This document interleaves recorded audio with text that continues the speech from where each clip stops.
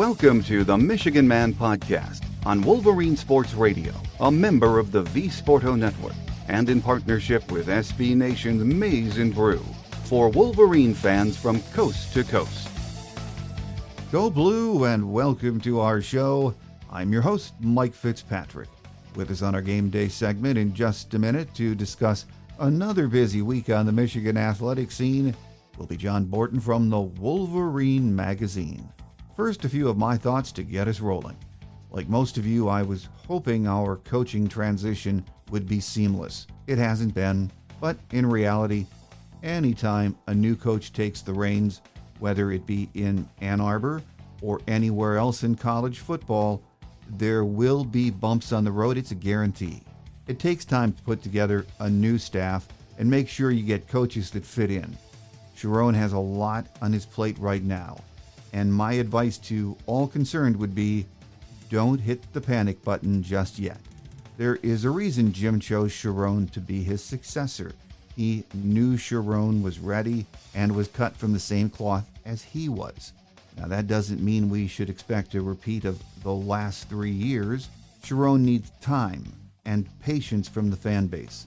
But more importantly, he needs support from Ward, the Regents, and President Ono. Will he get that?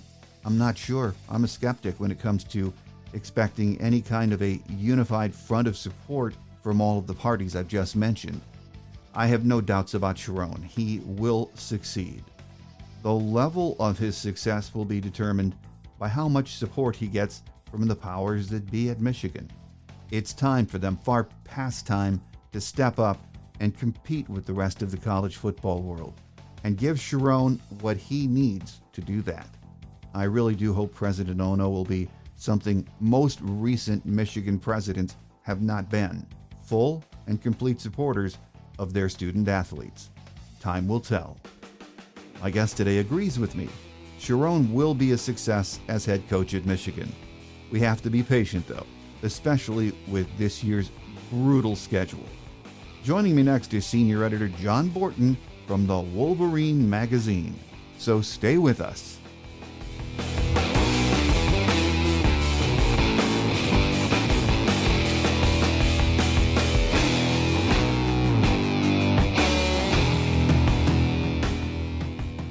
Joining us today is senior editor John Borton from the Wolverine Magazine, and we have no shortage of things to talk about. Welcome back, John. Great to be with you, Mike. And I'll tell you what, you are right.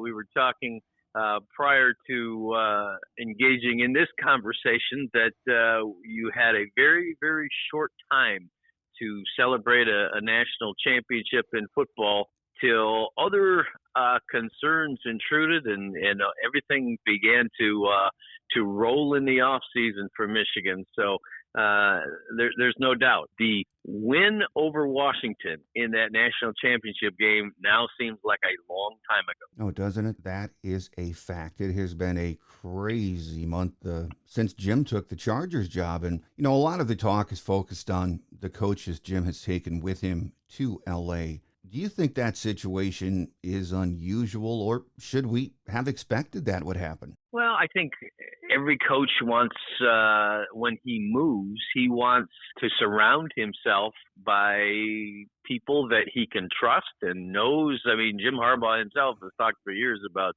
what his own friend and trusted agent, and certainly he came to trust those guys that he surrounded himself with at Michigan there, especially at the end. I mean, they're just coming off of 15-0 national champs, beat Alabama, beat Washington, won this thing in a dominant fashion. Certainly he had trust in Jesse Minter, who was his defensive coordinator, and defense was the thing that changed this whole thing around as far as beating Ohio State, going to the next level. Ben Herbert, he said it was the best strength and conditioning coach in football, took him along. Mike Elston is the most recent, and you know that Jim Harbaugh loved the way his defensive lines were playing and the way that Elston attacked and recruited and everything else. So I'm not really surprised that happened. at the same time, you have a little bit of sympathy towards Sherrone Moore, who now inherits this job that Jim Harbaugh almost said he should get. Basically, he said he's ready to be a college football coach, head coach, and yet he is in his attempt to keep things as they were, or keep things rolling in the same system. He's got a challenge because some of the key components are now out the door. Well, continuity of staff would have been nice. I think we all agree on that. Losing position coaches, that hurts. But maybe the biggest loss was strength and conditioning coach Ben Herbert's departure. You hear former players talking about Mike Gittleson, how important he was to them. I think a lot of the fans, they probably are hearing it now, but the players spend about 80% of their time with their strength and conditioning coach, don't they? No doubt about it. He is their guy. Once the season is over, and when you're not in spring ball or fall camp or the season, he's the man. He is running the lifting workouts and the training workouts and everything else. He sets the tone, and Ben Herbert set a tone that was absolutely the culture that Michigan wanted. Those guys would go into the weight room, and if they're if the shoes weren't lined up right against the wall, he was all over them, because this is how we're going to do it. This is how we're going to approach it. This is the toughness that we're going to assume. When we have adversity come our way, when we have bad weather conditions, we're on the road, none of it matters, because this is the mindset we're going to take. And it showed in how the Michigan teams of the past 3 years in particular demonstrated that mindset, and were a reflection of Ben Herbert as much as anyone else. And Jim Harbaugh recognized that. He set a tone, and that's something that they need to try and keep going in that room. Well, Sherrone has some big shoes to fill. Those are some of them. The strength and conditioning coach. We'll see how that works out. But defensive coordinator, I think, is what everyone is thinking about, talking about right now. We've heard a few names mentioned. We're taping on Thursday.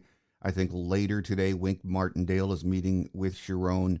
And we've heard some other names mentioned, but that is a huge hire, isn't it? Oh, there's no question about it. It's what I alluded to before.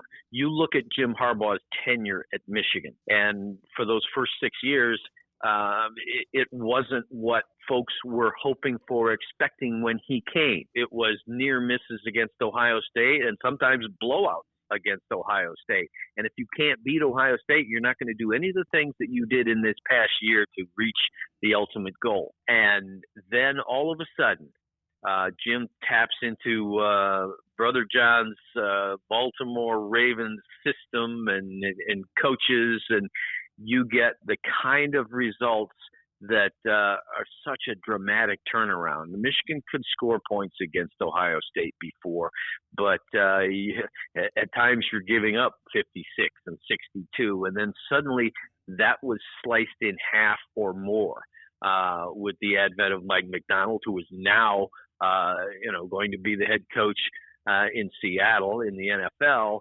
and certainly Jesse Minter the last 2 years. That is a absolutely crucial position for Michigan to maintain the kind of dominance that they've had in these last few years. And so, this is a hire where you don't want to have a swing and a miss your first time out as Sherrone Moore. No, it's absolutely huge, and there are so many holes as far as coaching goes on that defense that need to be stopped. There's been speculation about Steve Clinkscale. Some say he wants the DC job. He has the title of co-defensive coordinator right now. So if he gets passed over, do you think he might be on the way out too? I don't know. The latest thing I heard on him was that he is more likely to stay than go. He might not like it necessarily if the decision is that he's got some more maturing, more grooming in that role before he takes over a defense himself. But if you brought in someone that has that really extensive defensive coordinator experience, I think you might be able to assuage that situation where it's, you're a valued coach to us, but maybe we want to go this direction and just hold with us and hang tight. Well, over on the offensive side, staff-wise, we haven't heard much on Mike Hart's status. I have read here and there that his contract expired sometime in January, so there's lots of speculation, nothing firm. Do you think there is some concern he might not be back, John? I think yes, that there definitely is that, and you're right. It's been radio silence on that front. So it's one of those deals where Sherrone Moore is going to be picking and choosing on his staff, and individual coaches are going to be making their decisions in light of a very dramatic change with Michigan football. So, respectfully, we will wait on Mike Hart and Michigan to let us know what is going on there and how they intend to proceed. But yeah, I certainly think there's a chance that Mike Hart will not be back in 2024. Yeah, and when you read some of our recruiting guys, they're saying some of the running backs that Michigan is recruiting really they haven't heard from Mike Hart in 30 days or a month, so that makes you wonder too. No question, because so many others are out on the road. Even Mike Elston, leading up to his departure, was out there on the road on behalf of Michigan and pitching the Wolverines to recruits. Well, in reality, we know that any coaching transition is usually not seamless, but the timing of Jim's departure a couple of weeks after the national championship game has made this all even more difficult for Sherrone, hasn't it? Well, sure, I would say so, because a lot of movement happens pretty quickly among the coaches in the off season, and there are decisions that were made that might have involved people that Sherrone might have been interested in. So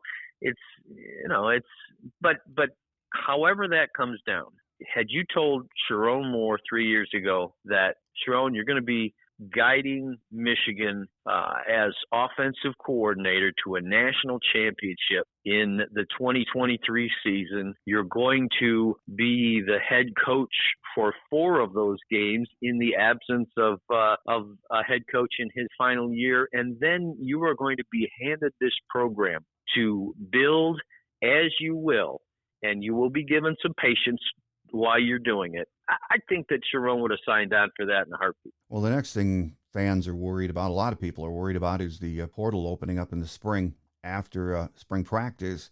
And we'd like to think the losses will be minimal because, hey, it's Michigan and the culture that's been developed here. But this is a new era in player retention, isn't it, John? There's no question about it. Now you're bringing the whole NIL question into play, and how that balances off against Michigan has great tradition. Michigan has great football results on the field of late. They are the defending national champions. They have the biggest stadium. You've got the winged helmet.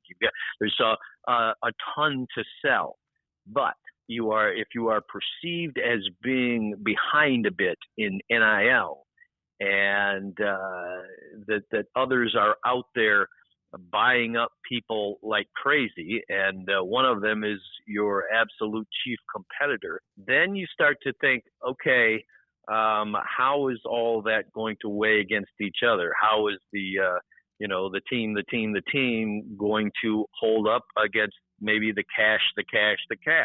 You've got guys on this defense, that defensive linemen who are absolute keys to Michigan's winning these games this past year, winning the national championship, who have big decisions to make when the portal opens up in the spring.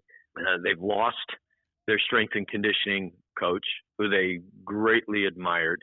They've lost their position coach. The head coach is different, and whereas everybody, players generally absolutely love Sherrone Moore, that's a lot of change.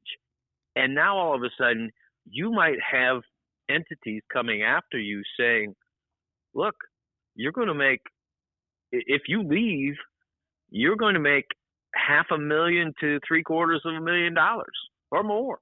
And you're 20 years old. That's big. That's a big decision to make.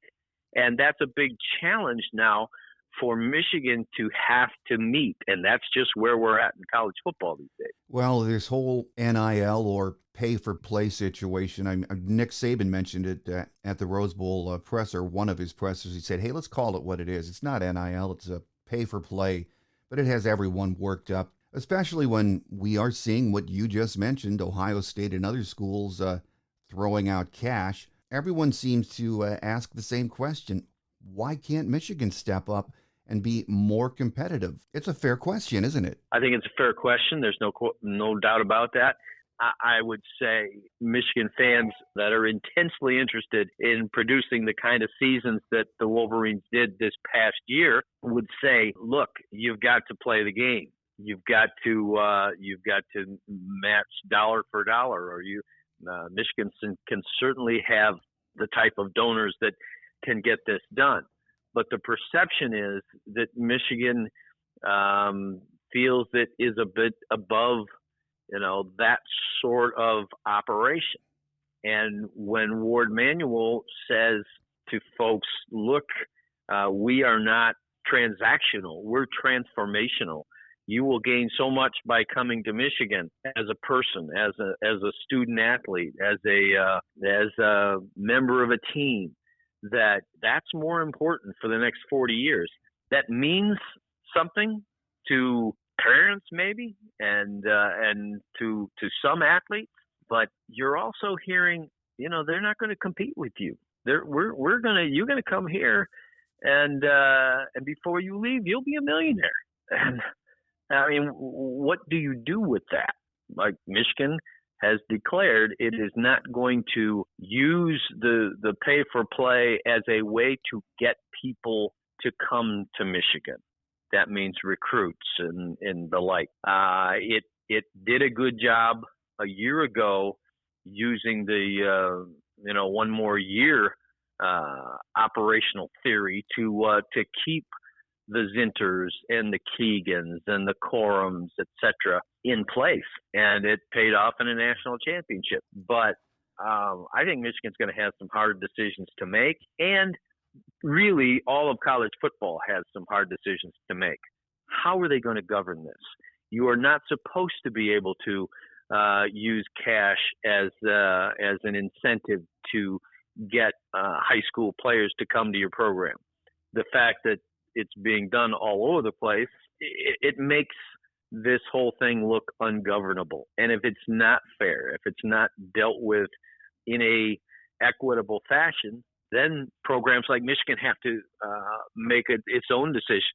Do we take a back seat, or do we play the game everybody else is playing? Well, it is a hot button issue, and just look at our message boards, like over at the Fort. Fans seem really frustrated, starting to point fingers at Ward, the Regents, even President Ono, when it comes to why we can't be more competitive. But you really need a buy-in from everyone I just mentioned, including the high roller alums, to make NIL more of a priority, don't you? There's no question. I mean, and certainly you could, if you're Michigan, tap into the type of resources that could keep you on pace with the biggest of the big. It's not like Michigan doesn't have alums that aren't out there and successful and well-heeled and interested in its athletic programs. I don't know in this case whether it is the lack of a push for that sort of thing that is coming from the school or the athletic department itself, or whether it's been too much left to the outside entities that are supporting, or if it, I already mentioned Ward Manuel's approach to this thing, whether that causes people to take a step back and say, okay, well, this is how they want to go about it, so we're going to be a little more hands off. But whatever it is, I think maybe, if you're Michigan, what fans and close followers, supporters of Michigan football are worried about is that the Wolverines will have to take a hit, a drop, a precipitous drop from national champions to also Rams in an expanded Big Ten before they decide, okay, we really better play the game as it is being played, as it is being presented, as it is being allowed to be played. And so, I mean, you had that argument going on even before NIL, because you knew there were schools out there that were flat out cheating, buying their rosters.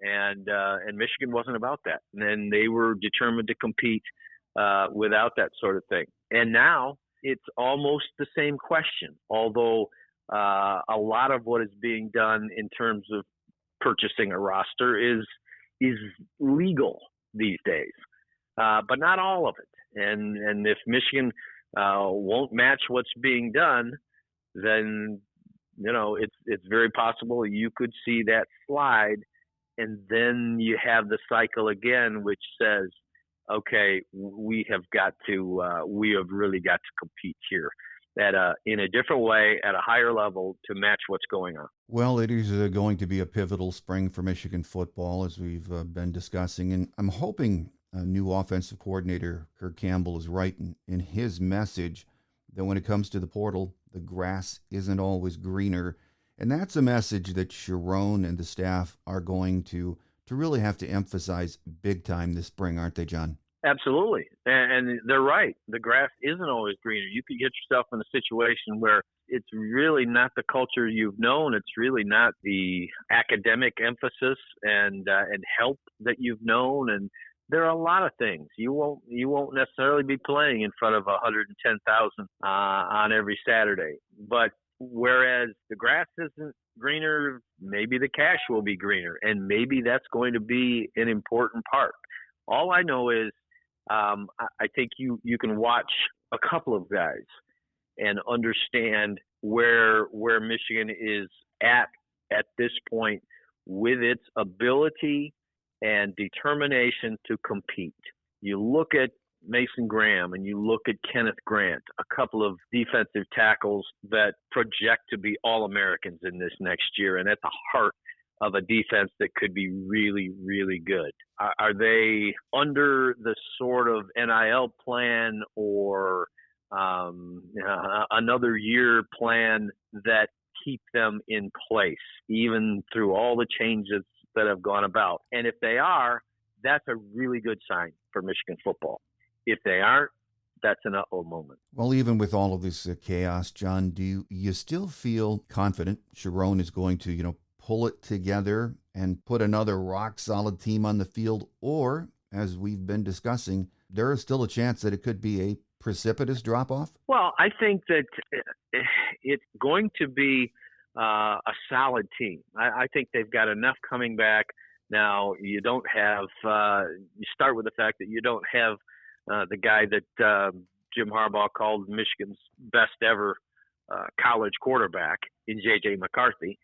That's going to be a central question. Who's going to step forward there?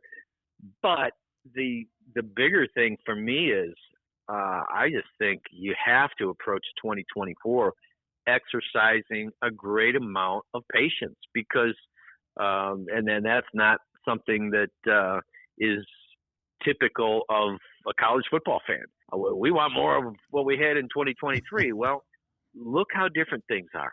Your quarterback's gone. Key parts of your defense are gone, and offense.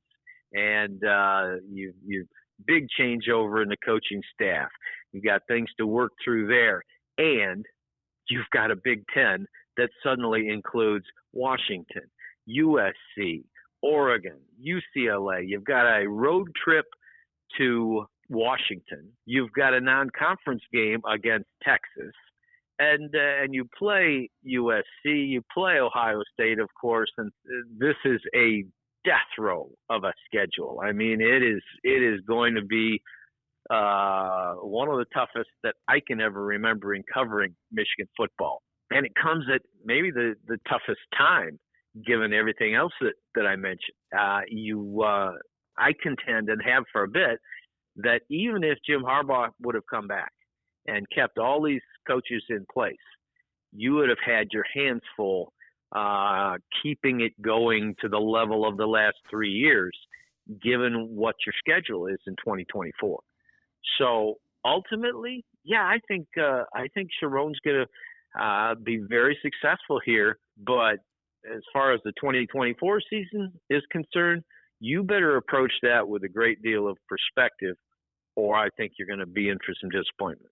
Speaking of chaos, let's talk about Michigan basketball for just a minute. You know, I have to say, looking when this season started, I did not expect this to be an NCAA team.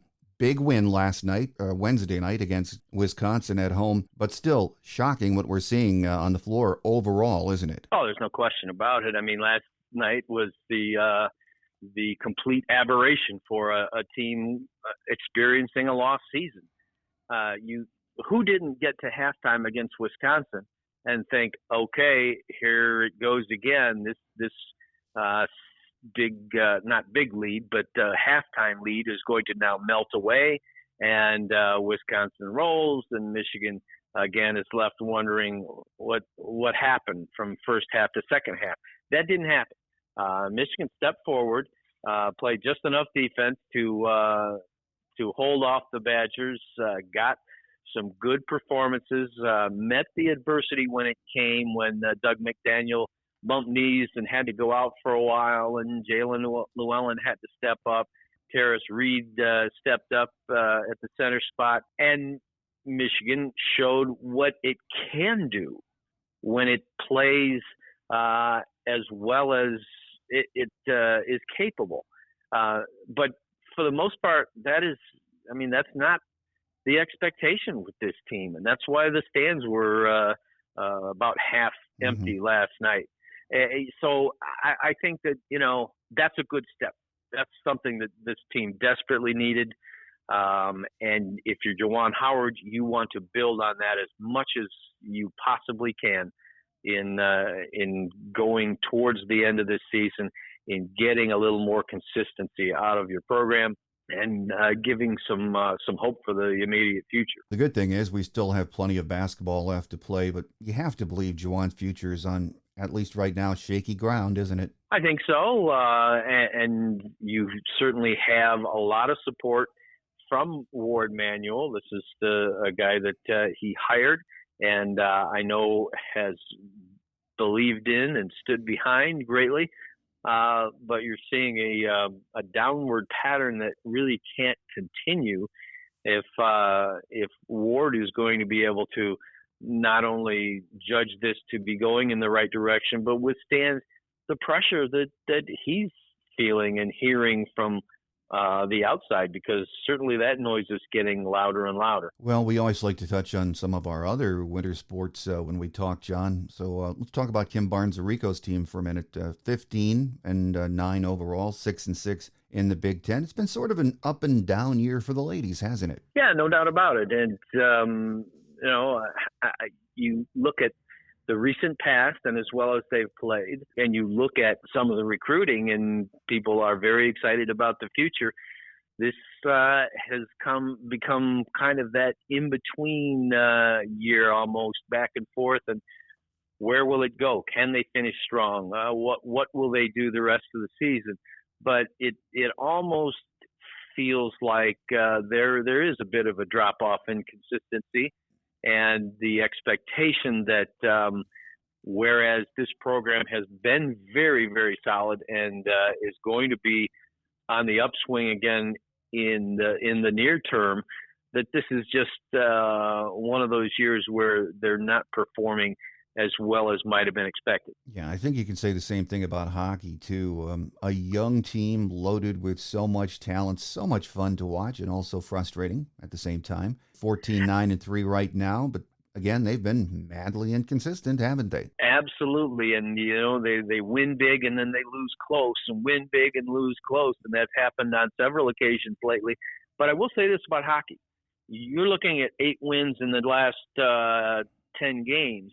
And they have shown a little life here, winning 2 down in Columbus and beating Wisconsin and they would have swept that series had they not lost in overtime. And I just think that this is a crew that could still do some things down the stretch, and that would certainly be the hope for Brandon Naurato and this crew. So we'll keep a close eye on them. But you are right; they have had plenty of inconsistency, especially in the early and mid part of the season. Yeah, you're right. And hopefully they're peaking at the right time. A lot of fun to watch. And speaking of a lot of fun, wrestling, 6-3 right now. Fresh off a huge upset of Iowa last week. They have been pretty solid on the mat so far this year, haven't they, John? No doubt about it. And it's the same old story with Michigan in wrestling. If you can beat the Big Ten teams, you can beat anybody in the country, because the Big Ten is so consistently at the top of the heap when it comes to leagues and wrestling, and to be able to knock off Iowa is huge in any year. So that's they're holding their own there, and they're in the Shark Tank anytime they're in the Big Ten. So. That's a great proving ground then for going on to the postseason wrestling matches. And sort of a down year for Coach Bev Plotke and women's gymnastics, too. And, of course, the Spartans got a lot of mileage after beating us in Ann Arbor last week. I think it was the first time in 33 years they partied like the end of the world. We've been spoiled with just how good that program has been for so long, haven't we, John? Oh, there's no question about it. You want to talk about dominance. And you want to talk about a dynasty, that's Bev Plotke and Michigan women's gymnastics, their own national championship not all that long ago. So if you have that season where it's a little bit like, wait, where's the, where are the superstars? Where is the complete dominance? It can make you a little bit greedy.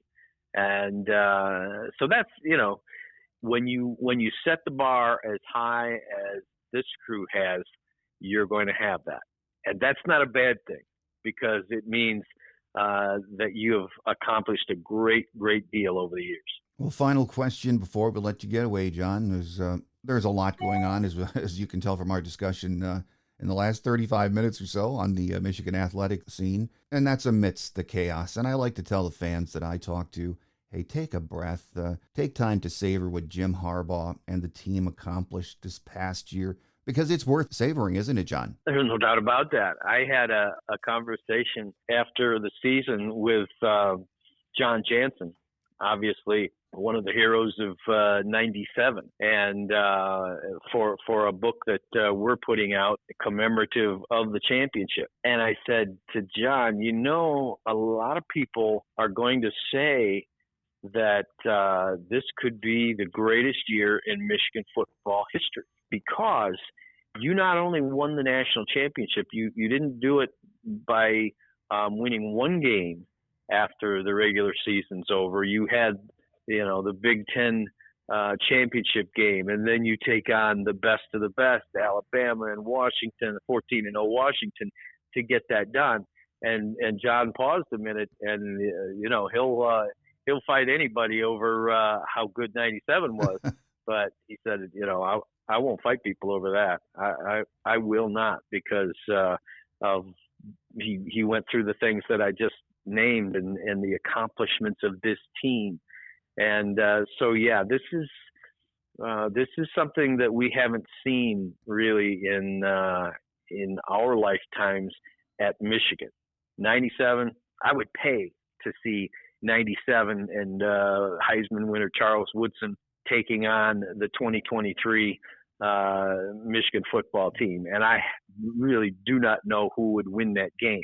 But I do know that 2023 accomplished things that nobody else has. 15 wins and winning in the era of the playoffs.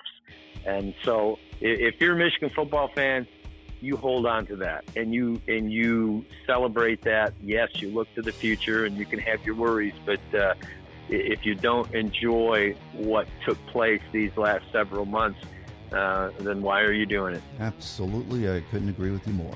Here with us today has been senior editor John Borton from the Wolverine Magazine. Always a pleasure having you with us, John. There's been so much to talk about, and that is going to continue on the Michigan athletics scene. So we thank you for your time and look forward to another visit soon. All right, Mike. Appreciate it.